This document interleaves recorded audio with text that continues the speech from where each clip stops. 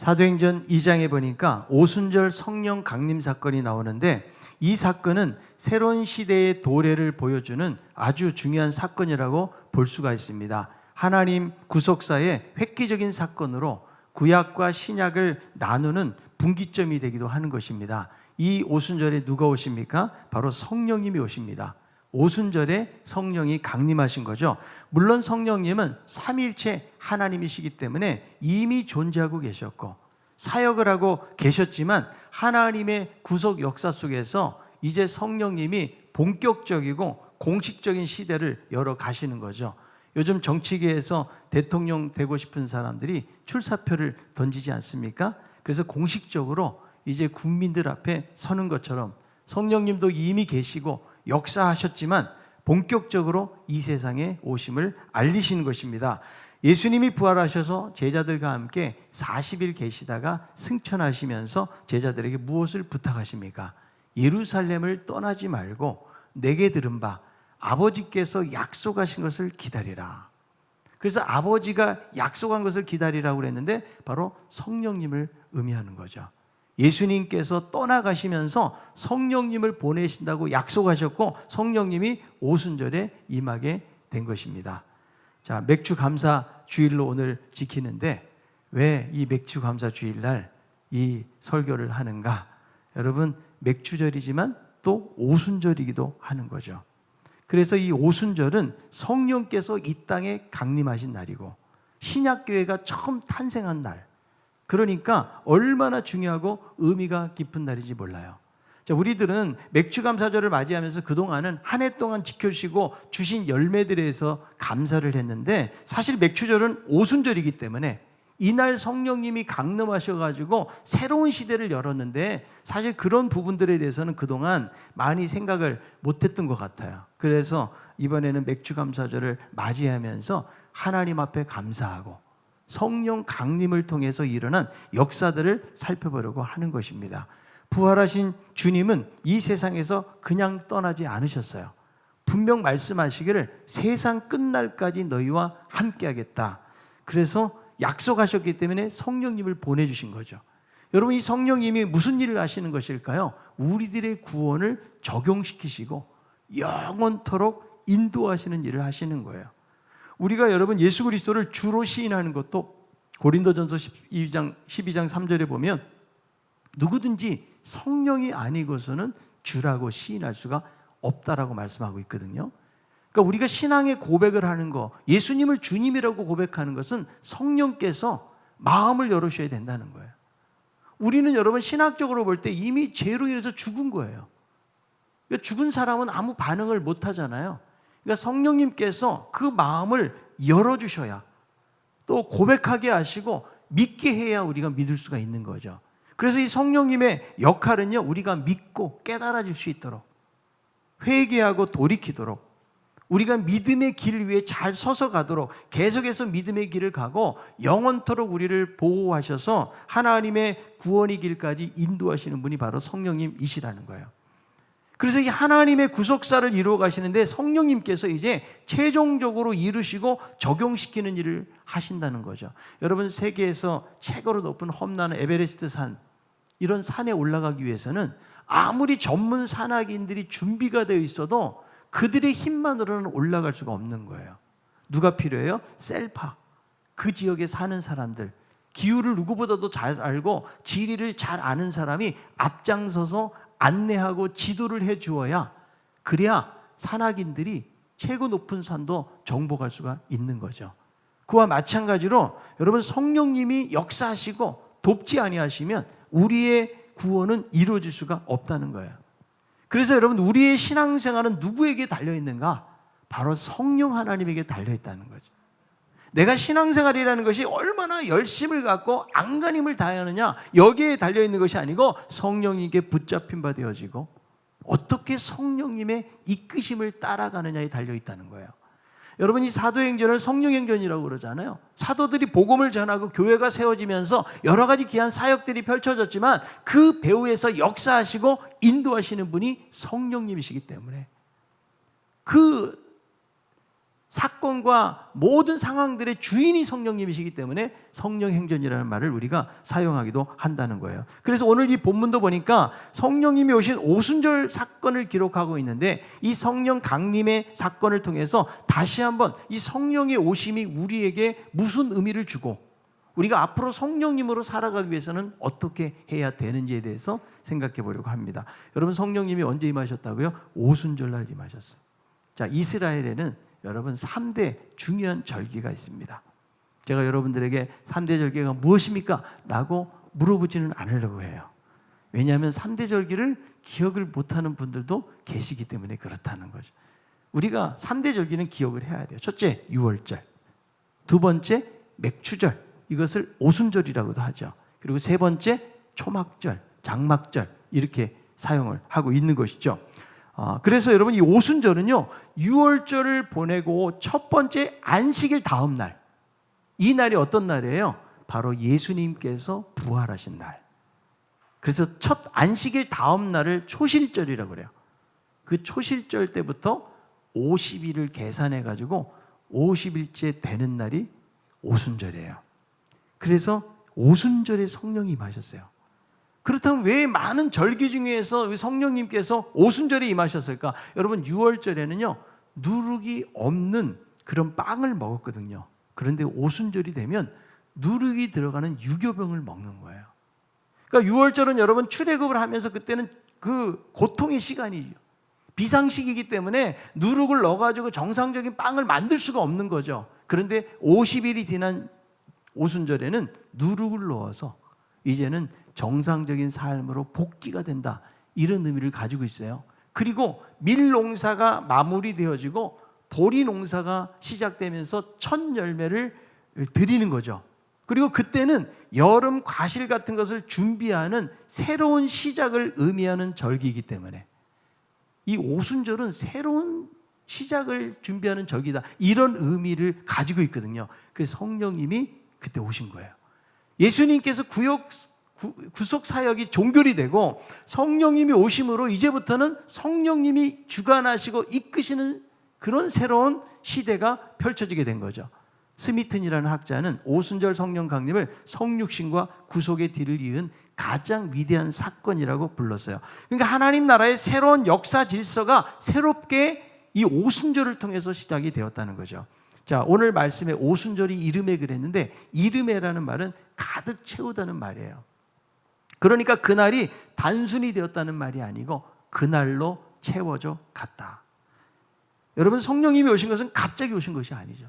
모든 것이 준비가 되었고 하나님의 치밀한 구원 계획 속에서 점차적으로 채워져서 바로 그날이 된 거예요. 이 날에 성령님이 오셨는데, 오늘 본문을 보면서 어떻게 할 때 성령이 임하시는지를 생각해 보려고요. 첫 번째는 성령의 임재를 사모하며 기도할 때에 성령이 임하게 되었다는 거예요. 여러분, 그들이 다 같이 한 곳에 모여 있거든요. 사도행전 2장 1절에요. 오순절 날이 이름에 그들이 다 같이 한 곳에 모였더니, 이들이 지금 어디에 모여 있는가? 보통은 우리가 그냥 마가의 다락방이라고 보통 말을 많이 하지만 정확하게 몰라요. 이게 마가의 다락방인지 아니면 성전의 솔로몬 행각 같은데 그렇게 사람들이 많이 모이는 곳에 모인 것인지는 모르지만 중요한 것은 모여 있는. 누가 모여 있어요? 예수님의 제자들, 거기에 모친 마리아, 예수님의 동생과 함께 몇 명이 모였는가? 한 120명 정도가 모여 있었어요. 자, 이들이 모여서 무엇을 했을까요? 사도행전 1장 14절. 여자들과 예수의 어머니 마리아와 예수의 아우들과 더불어 마음을 같이하여 오로지 기도에 힘쓰더라. 오로지 기도에 힘을 쓰고 또 하나, 사도의 말씀을 들었어요. 그래서 사도행전 여러분 1장에 보면 베드로가 일어나서 그들에게 메시지를 전하거든요. 자, 오늘 우리가 읽었던 사도행전 2장 2절에 보니까 그들이 앉아 있다고 말을 하는데, 여러분, 유대인들은 기도할 때 앉아서 안 했어요. 우리는 앉아서 하고 눈을 감고 하지만 이들은 서서 두 팔을 벌리고 눈을 뜨고 기도를 했거든요.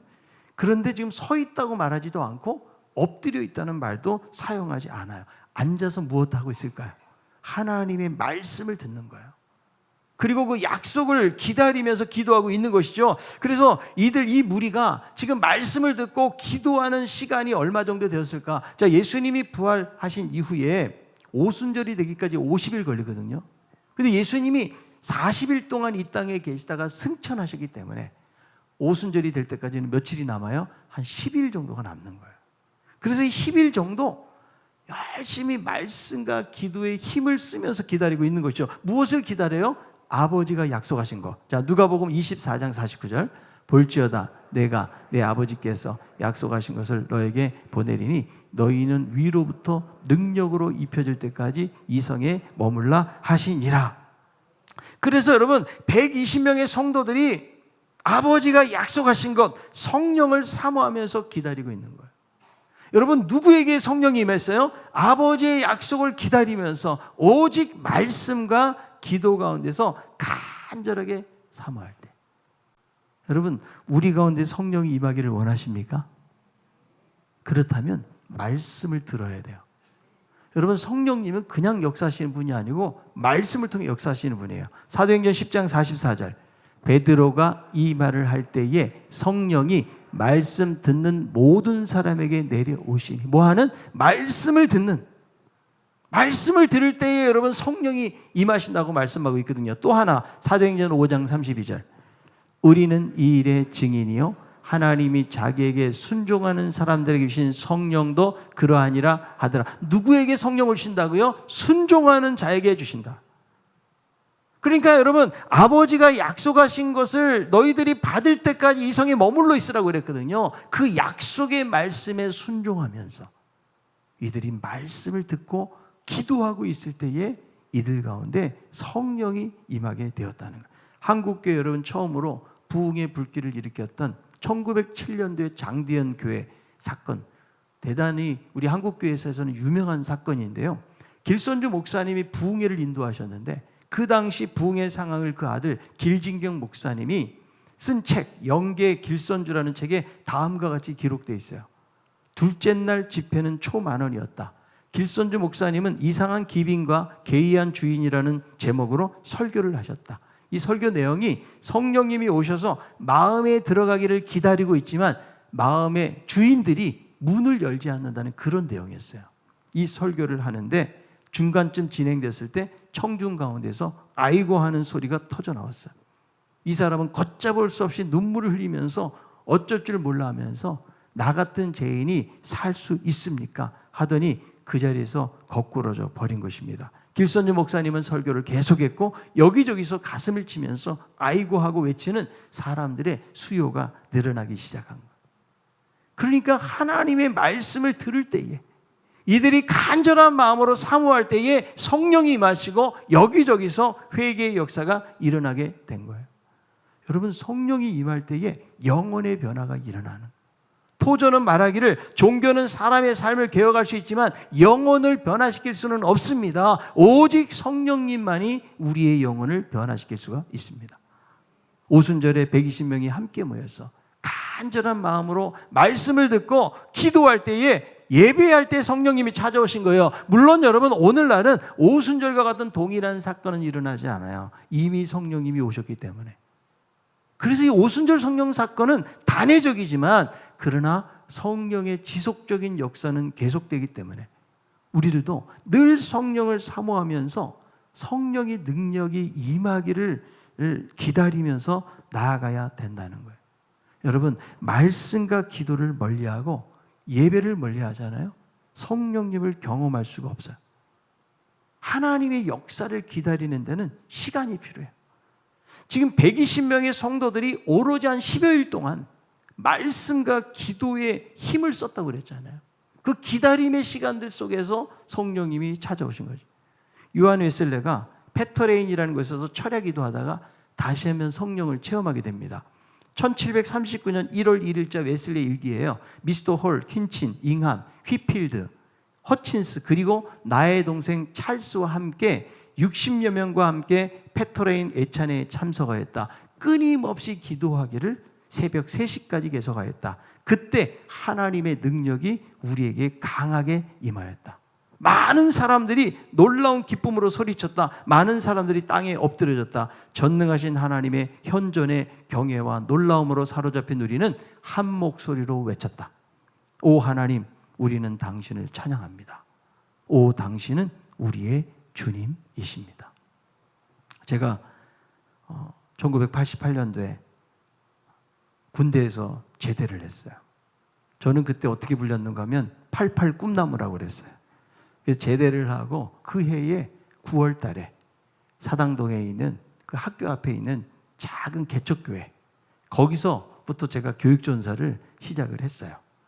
교회가 워낙 작다 보니까 이제 함께 일하는 교육자도 없고 제가 중고등부, 유초등부를 다 맡아서 할 그때였거든요. 그때 중고등부 아이들이 한 30명 정도 됩니다. 그때만 하더라도 아이들에게 어떤 오락적 기능이 있는 부분들이 별로 없어요. 그래서 개척교회다 보니까 얼마나 아이들이 막 기도하고 뜨거운지 몰라요. 저보다 더 뜨거워요. 그래서 제가 초짜 교육전사 처음이었잖아요. 그래서 청계산 기도원을 올라가게 된 거예요. 철야 기도 하려고. 그래서 그때는 무슨 기도 제목이 많았던 것도 아니에요.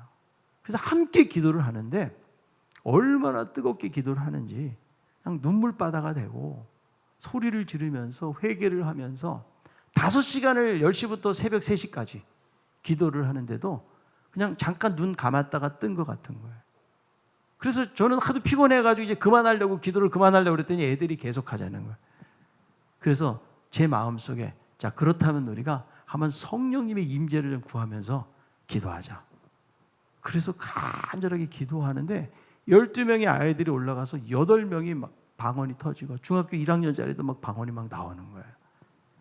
그래서 그게 여러분 기타 하나 들고 가서 그냥 부르짖는데 무슨 대단한 무슨 집회도 아니고 그냥 조그마한 방에서 아이들이 모여가지고 12명이 기도하는데 그 기도의 분위기를 성령님이 인도하시고 성령님이 막 기름을 부어주시니까 그 가운데서 막 놀라운 아이들이 회복과 회개와 변화의 역사들이 나타나는 그런 부분들을 경험을 했는데 저도 이렇게 돌아보니까 청년 시절엔 기도를 참 많이 했어요. 아마 여러분들도 그런 과거가 있었을 거예요. 그죠? 산기도도 가고 막 기도원 가서 부르짖고 수련회 가서도 얼마나 뜨겁게 부르짖는지 몰라요. 그래서 정말 뜨거운 기도를 통해서 성령님의 은혜와 능력을 놀랍게 경험하는 시간들이 너무나 많았어요. 그런데 제가요 목사가 되니까 그때의 뜨겁고 간절한 기도들이 사라져버렸다. 한동안 제가 부목사로 있던 교회 성도가 저희 교회를 잠깐 나온 적이 있어요. 근데 저보고 하는 소리가 목사님 부목사 때보다 왜 이렇게 설교 소리가 작아졌냐는 거예요. 저보고 속으로 당신이 담임 목사 해봐. 그게 쉬운 것인가? 여러분 부목사들은 어쩌다 한번 설교 안 하니까 얼마나 막 마음에 그 힘을 다 모아서 하겠어요. 근데 담임 목사 매주 하다 보니까 그렇게 하다가는 목이 남아나지를 않기 때문에. 그러나 한 가지 느낀 것은 뭐예요? 크다고 좋은 것은 아니지만 뜨겁고 간절함들이 점점 사라지고 있다는 사실을 제가 느꼈어요. 여러분 성도들도 이제는 간절하고 뜨거운 기도가 사라진다. 그러니까 우리 기도가 아주 고상하고 세련되고 이런 기도들은 많아질는지 모르지만 마음을 다해서 하나님을 의지하고 간절하게 부르짖는 그런 어떤 기도들이 점차 사라져가고 있다는 거죠. 이 120명의 성도들 오직 말씀과 기도 그리고 간절한 기다림 속에서 성령님을 경험하게 되었는데 언제 성령님이 임할지는 몰라요. 그러나 그 약속을 붙잡고 그 자리를 떠나지 않고 기도할 때에 성령의 강력한 은혜를 경험하게 되었던 거죠. 여러분 우리들도 모일 때마다 하나님의 임재를 사모하고 또 간절한 마음으로 말씀을 받고 기도하는 가운데 성령의 은혜를 경험하는 우리 성도들 되기를 바랍니다.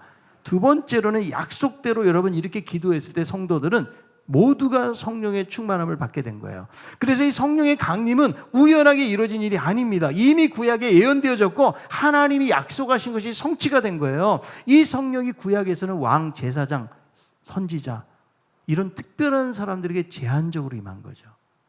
그런데 여러분 이 오순절 사건을 통해 가지고 모든 사람이 성령이 임하는 이게 구약의 요엘서에 기록이 되어 있고 베드로가 설교를 하면서 요엘서를 인용을 합니다. 자, 요엘서 2장 28절 29절이에요. 그 후에 내가 내 영을 만민에게 부어주리니 너의 자녀들이 장래를 말할 것이며 너희 늙은이는 꿈을 꾸며 너희 젊은이는 이상을 볼 것이며 그때에 내가 또 내 영을 남종과 여종에게 부어줄 것이며, 그러니까 말세에 이런 일들이 있을 것을 이미 구약의 요엘서에 말씀하고 있는 것이죠. 그래서 마지막 때에는 만민에게, 모든 사람에게 성령이 부어지는 거예요. 자녀들이 장래를 말하고 노인들은 꿈을 꾸고 젊은이들은 이상을 보는 거예요. 여러분, 이것이 여러분 구약에서는 선지자 같은 사람들에게 이것이 임했잖아요. 그러나 말세에는 신분이나 조건이나 나이 상관없이 모든 백성에게 임하게 된 것이죠. 구약에서는 여러분 특별한 사명을 위해서 제한적으로 부어졌는데, 이제 말세에는 모든 사람에게 아낌없이 부어지는데, 이것이 오순절 성령 강림을 통해서 이루어지게 되었다는 거예요. 자, 오늘 이 본문을 보니까 성령이 임하는데 비유적인 표현이 나와요. 하나님의 임재를 상징해 주는 표현들인데, 사도행전 2장 2절 3절입니다.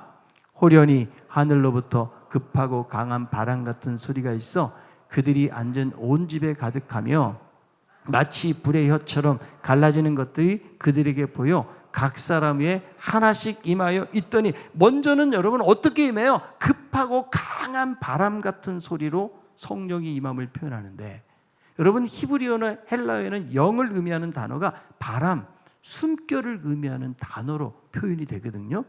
에스겔 37장에 보니까 마른 뼈가 살아나죠. 그런데 그 말씀에 보면 생기가 사방에서부터 불어온다는 표현이 있어요. 예수님이 니고데모와 대화하면서 요한복음 3장에 보니까 성령을 바람에다가 비유를 하죠. 그러니까 성령이 바람처럼 임한 거예요. 그리고 불의 혀처럼 갈라진다. 하나님이 모세에게 나타나실 때에 불타는 떨기나무 속에 임재하시죠.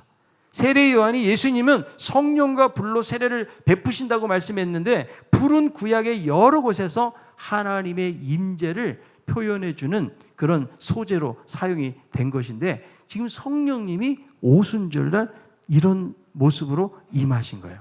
자, 그래서 이렇게 성령이 임하면서 이제 120명의 기도하는 성도들이 어떤 일이 일어났는가가 중요해요. 자, 4절에 있는 말씀 읽어봅니다.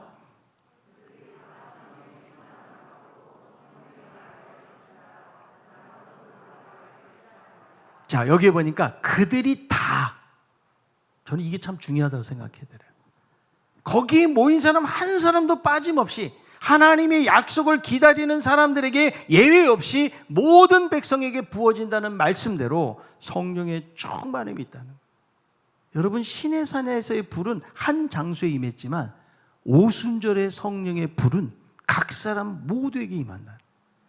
그래서 신약시대에 하나님의 새 언약의 모든 백성들에게 이것이 임하게 되어진다는 거죠. 자, 그런데 이들이 성령 세례를 받았다는 말을 사용하지 않고 성령의 충만함이라고 표현하는데요. 여러분, 성령 세례와 성령 충만에 대해서 여러분 들어는 봤지만 우리가 잘 배울 필요가 있어요. 성령 세례는요, 예수 그리스도를 믿는 순간에 성령 세례를 받게 되는 거예요. 아멘. 여러분 성령 세례 받으셨습니까? 성령 세례 받은 거예요. 그래서 예수님을 믿을 때 성령님이 내주하게 되어지는데 이거를 성령 세례라고 그래요. 자, 사도행전 2장 38절 베드로가 이르되 너희가 회개하여 각각 예수 그리스도의 이름으로 세례를 받고 제사함을 받으라. 그리하면 성령을 선물로 받으리니. 그러니까 예수를 믿을 때 성령을 선물로 받게 되기 때문에 여러분 성령 세례는 단회적인 거예요. 물 세례를 한 번 받는 것처럼. 그래서 예수를 구원자로 믿을 때 성령 세례가 주어지는 거죠. 자, 고린도전서 12장 13절 우리가 유대인이나 헬라인이나 종이나 자유인이나 다 한 성령으로 세례를 받아 한 몸이 되었고 또 다 한 성령을 마시게 하였느니라. 한 성령으로 말미암아 세례를 받아서 믿게 되어서 우리가 하나의 몸이 되었다라고 성경은 말씀해 주고 있죠. 그래서 여러분 성령 세례는 단회적이지만 성령 충만은 한 번으로 끝나는 것이 아니고 계속적으로 받는 과정이 필요하다는 거예요. 자, 여러분의 이해를 돕기 위해서 어떤 분이 이것을 결혼의 비유로 말씀했어요. 성령 세례는 결혼과 같고 성령 충만은 사랑과 같다. 결혼은 몇 번씩 하는 겁니까? 사랑하는 사람하고 한 번 하는 거죠. 성령 세례를 받은 거예요. 그러나 사랑은 어떻게 해요? 많이 할수록 부부관계를 풍성하게 만드는 것이죠. 여러분, 결혼했다고 사랑의 끝이 아니고 그때부터 시작인 것이죠. 그래서 계속 사랑을 구하고 서로 노력할 때에 풍성한 부부관계가 되어지는 것처럼 우리들도 예수 그리스도를 믿음으로 성령의 세례를 경험한 거예요. 이제부터 우리는 날마다 성령 충만함을 위해서 기도해야 돼요. 자, 에베소 5장 18절. 술 취하지 말라. 이는 방탕한 것이니 오직 성령으로 충만함을 받으라. 그래서 여러분, 성령 충만이 뭐냐면 성령님이 완전히 나를 지배하고 다스리는 상태가 되는 거예요. 여러분, 술을 먹잖아요. 아마 먹어본 분들은 아실 거예요. 술을 먹고 술에 취하죠. 그러면은 온 세상이 자기 세상인 것처럼 생각을 해요. 그래서 자기가 술을 조절하는 것이 아니고 나중에는 술 취하면 술이 그 사람을 조절하는 거예요. 이와 마찬가지로 여러분, 성령이 완전히 나를 통제하고 다스리는 거죠. 그래서 이들에게 성령 충만히 나타나면서 어떤 변화가 일어났는가 하면 이들에게 다른 언어들이 터져나왔어요. 방언이요. 근데 그 당시에 여러분, 유대인들은 디아스포라 유대인, 흩어진 유대인들이 명절이 되면 예루살렘에 다 올라와서 제사를 드리면서 명절을 축제로 보내는 거거든요. 그런데 갈릴리에서 온 사람들이 모여서 기도하는데 외국 방언들이 유창하게 터지는 거예요. 그러니까 외국에서 온 사람들이 자기 나라 말을 이 사람들이 하고 있는 거죠. 그러니까 여러분, 이들의 방언은 뭐냐면 오늘날 우리가 하는 어떤 하나님과의 관계 속에서 하는 그런 신령한 언어가 아니고 고린도 교회에서 했던 그런 방언이 아니고 실질적으로 사용하는 외국 말들을 하고 있는 거예요. 오늘날도 좀 방언도 이런 방언이 있으면 얼마나 좋아요. 조기 교육 안 해도 되고 유학을 안 가도 되고 그러잖아요. 그죠? 근데 왜 하나님이 그러면 성령의 충만함을 통해서 첫 표적으로 방언을 주셨을까? 모든 민족에게 복음이 전파되리라는 의미. 또 하나, 성령이 임하게 되어지면 아무도 통제할 수 없는 인간의 혀를 통제한다는 거예요. 여러분, 야고보서에 보니까 우리가 온 몸을 다 제어할 수가 있는데요, 혀를 제어할 수가 없어요. 그런데 성령 충만해지면 혀를 성령님께서 스스로 통제하시고 다스리시는 역사가 나타난다는 거예요. 창세기 11장에 보면 여러분, 바벨탑 사건으로 인해서 언어의 혼동이 오게 됩니다. 그런데 성령의 역사로 말미암아 다른 외국 사람들이 이 말을 알아듣는 거죠. 이때 여러분, 방언이 터졌다 그러는데 방언으로 대체 무슨 말을 했을까? 하나님의 큰 일, 하나님의 구원 계획을 그들에게 선포하는 그런 일들이 일어나게 된 거예요. 그래서 여러분, 성령 충만하로 말미암아 이 기도하는 성도들에게 이런 변화가 일어났다. 저는 맥주 감사절을 맞이하고 오순절을 맞이하면서 우리에게 주신 교훈이 무엇인가? 우리 한 사람 한 사람이 성령으로 충만해져야 됩니다. 아멘.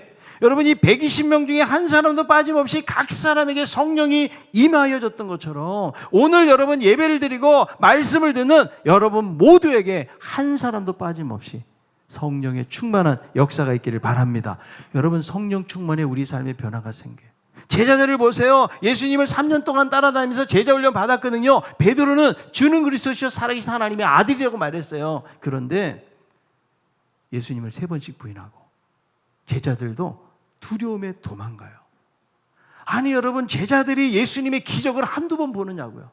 엄청나게 예수님의 그 살아계심, 하나님의 아들로서의 기적들을 그들은 경험했지만, 그러나 그런 역사를 보고 체험했지만 그들이 여전히 두려움 가운데 있었다는 거예요.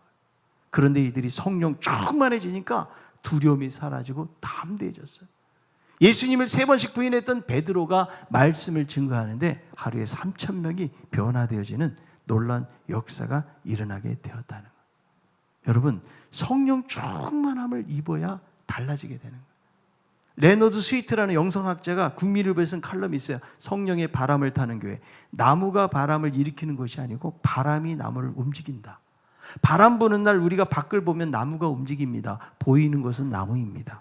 그러나 나무가 바람을 일으키는 것이 아니고 바람이 나무를 움직입니다. 바람이 먼저입니다. 신앙생활의 모든 시작은 성령으로 시작합니다. 성령이 임하면 나무가 움직입니다. 성령이 임하면 사람이 움직입니다. 성령이 임하면 교회가 움직이게 됩니다. 여러분, 성령이 임해야 사람이 바뀌어요. 여러분, 성령이 임해야 교회가 달라지고요. 여러분, 성령이 임할 때에 이 세상도 움직이게 되어지는 거예요. 에스겔서를 보니까 성전 문지방에서 물이 흘러나와요. 그 처음에는 발목을 적시고 허리를 적시고 나중에는 사람이 건너가지 못할 그런 강이 됩니다. 그런데 이 강이 흘러가는 곳마다 어떤 일이 나요? 소생되고 살아나는 역사가 일어나요. 자, 에스겔 47장 9절. 이 강물이 이르는 곳마다 번성하는 모든 생물이 살고 또 고기가 심히 많으리니 이 물이 흘러 들어가므로 바닷물이 되살아나겠고 이 강이 이르는 각처의 모든 것이 살 것이며. 여러분, 죽었던 것이 다시금 소생되고 살아나는 역사가 무엇을 통해서? 성령을 통해서 이루어진다는 거예요. 여러분, 우리가 성령 충만할 때에 주의 거룩한 능력의 도구로 사용이 되어지는 거예요. 여러분, 믿음 생활이 바로 그런 거예요. 내가 뭔가 노력해서 이루는 것 같지만 하나님을 의지하고 성령을 의지하고 성령 충만해질 때에 하나님이 하게 하시는 거예요. 여러분, 신앙생활 억지로 되는 게 아니에요. 교회 나와라 한다고 되는 게 아니고요. 여러분, 기도할 때도 그 뜨거운 기도가 어디서 나올까요? 성령께서 강구의 영을 부으셔야 돼요. 여러분, 회개가 그냥 됩니까? 회개의 영을 부으셔야 돼요. 그래서 우리가 여러분 기도할 때 성령께서 내 기도를 주관해 달라고 성령님을 의지하는 기도를 해야 돼요. 그래서 성령 충만해지면 피곤함도 이기게 되어지고, 성령 충만할 때 기도에 불이 붙게 되어지고, 성령 충만하면 기쁨이 넘치게 되어져요. 여러분, 성령 충만하잖아요. 두려움이 사라지고 겁을 상실하고 담대하게 복음을 전하는 자리에 가게 되어진다. 여러분, 술 취하면 얌전하던 사람이 용기가 생겨요. 대담하게 막 행동을 하거든요. 왜 그럴까요? 술이 들어가서. 여러분, 술이 사람을 바꾸는데, 아니 성령님이 사람을 못 바꾸시겠냐고요. 우리는 여러분 새 술에 취한 사람들이에요. 이 술이 새 술이 나를 주관하는 거예요. 나를 통제하는 거예요. 나의 입술을 통제하는 것이죠. 그래서 여러분, 그렇게 해도 안 되는 것이 성령 충만을 통해서 되어지기 때문에 우리가 날마다 우리가 기도해야 될 것은 성령 충만이에요. 성령 충만을 받으라. 성령 충만은 여러분 선택이 아니고 이거는 명령이기 때문에 날마다 성령 충만함을 받아야 돼요. 그리고 성령 충만을 받는 거예요. 하나님 우리에게 성령 충만을 받게 하시는 거죠. 그러므로 늘 사모하는 마음을 가지고 우리가 성령 충만한 삶을 살아야 돼요. 여러분, 신앙생활을 오래 했다는 것만 가지고 우리의 신앙이 유지되는 것이 아니에요. 어느덧 여러분 예수 믿는 것이 재미가 없어. 예배 드리는 것이 재미가 안 생겨요. 여러분, 우리가 성령 충만해져 변화가 생기는 거예요. 여러분, 무기력해지고 형식적이 되고 타성해졌고 신앙생활을 오래 할수록 여러분 그런 자리에 빠지기가 쉬운 거예요. 그러므로 신앙생활이 내 힘으로 뭔가를 막 노력해서 안간힘을 써서 되는 것이 아니고 날마다 성령의 은혜를 사모하고, 주여 오늘도 나를 성령으로 충만하게 하여 주시옵소서. 여러분, 그럴 때 삶에 활력이 생기고 변화가 생겨나게 될 줄로 믿습니다. 여러분, 건강식품 먹잖아요. 먹는다고 얼만큼 건강해질까요? 우리의 영혼의 건강은 어떻게 되는 거예요? 성령님이에요. 아니, 세상에 이런 신비가 어디 있냐고요. 성령님이 우리 안에 계신다고, 예수 그리스도를 믿음으로 말미암아. 그리고 성령님이 세상 끝날까지 우리와 함께 하신다고 약속하고 있기 때문에 여러분, 성령이 우리 안에 내주하는 것만 가지고는 우리의 삶이 달라지지 않아요. 그냥 내가 예수 믿는 것 가지고 간신히 내가 구원받는 자리에 가는 것을 하나님이 원하시는 삶이 아니라는 거예요. 여러분 안에 성령이 충만하게 임하시기를 기도하세요. 여러분, 사도들 얼마나 보잘것없는 그 촌사람들 아니에요. 그런데 담대해지니까 관원들도 두려움이 없어요. 그들을 통해서 하나님의 복음이 온 세계에 증거되어지는 역할을 했던 것처럼, 여러분, 내 힘으로 내 지혜로 내가 세상적인 어떤 사회적인 위치 가지고 하는 게 아니에요. 내가 아무리 가난하고 내가 아무리 부족하고 연약한 삶을 사는 것 같아도 성령이 내 안에 계시고 그분이 충만하게 우리 안에 임하실 때에 우리를 통해서 하나님의 위대한 역사와 일들이 일어나고 놀라운 하나님 나라의 일들이 이루어지게 될 줄로 믿습니다. 여러분, 맥주감사절을 맞이해서 지난 6개월 동안도 역사하시고 도와주시고 우리에게 열매를 주신 하나님 앞에 감사하세요. 그럼 무엇보다도 우리는 오순절을 맞이하면서 성령을 우리에게 부어주신, 만민에게 성령을 주셨던 이 하나님의 역사에 대해서 감사하는 마음을 가지고 날마다 성령의 임재를 사모하고 성령 충만한 삶을 통해서 하나님이 기뻐하시는 하나님의 일들을 이루어갈 수 있는 저와 여러분들이 다 될 수 있기를 바랍니다.